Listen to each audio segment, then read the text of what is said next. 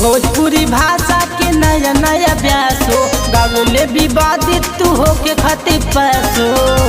अरे का कइले फिर विवाद करई बाका। भोजपुरी भाषा के नया नया व्यासो गावले विवादित तू हो के खातिर पैसो।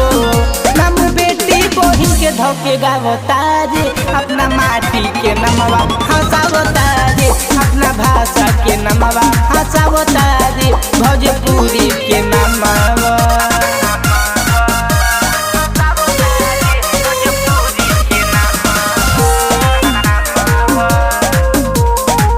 Music by Aman Rao. सुधरा सुधरा ए प्यास तनी सुधरा।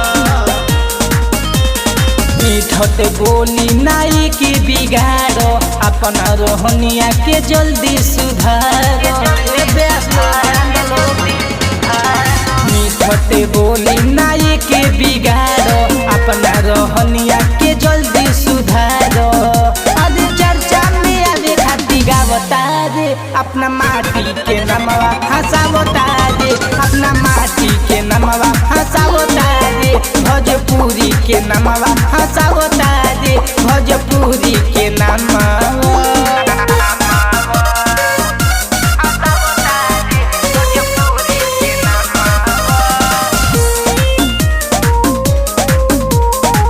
Music by Aman Rao.